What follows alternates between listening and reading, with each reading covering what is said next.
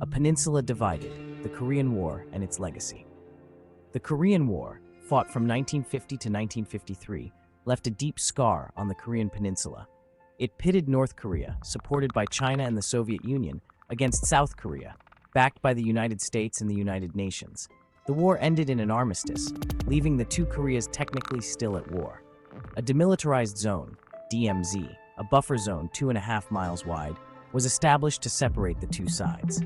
Despite its name, the DMZ became one of the most heavily militarized borders in the world.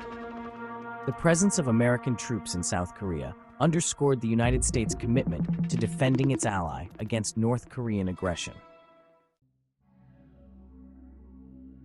The Axe Falls, a flashpoint in the DMZ.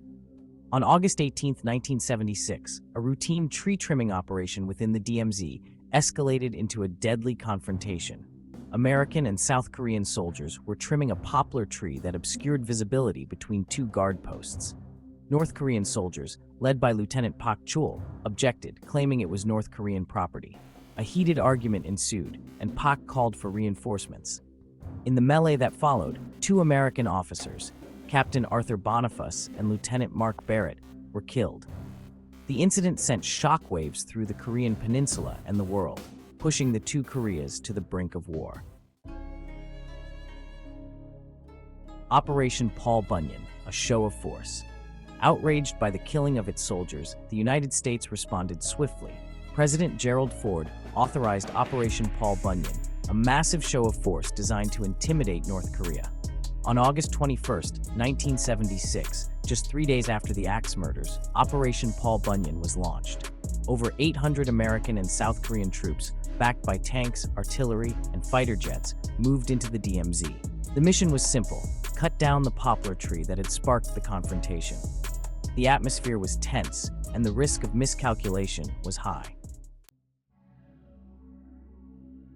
Global reactions: walking a diplomatic tightrope.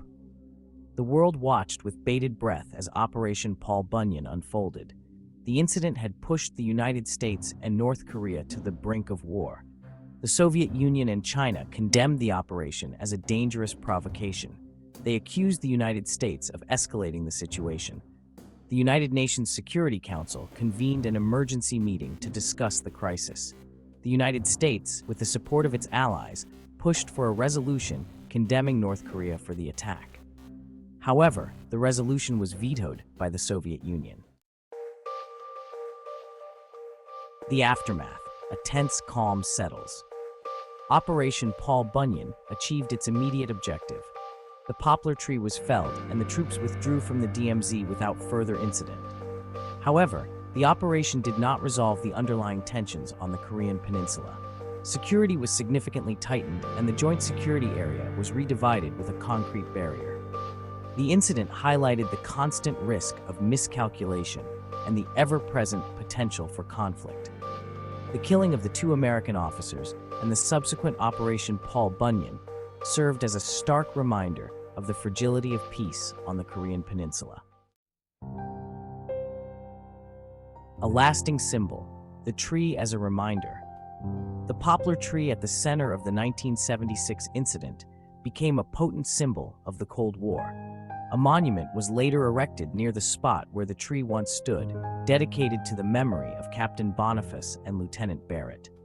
The legacy of Operation Paul Bunyan continues to shape the relationship between the United States and North Korea today. The incident serves as a cautionary tale about the dangers of miscalculation. The DMZ remains a source of tension, but the memory of Operation Paul Bunyan underscores the importance of diplomacy.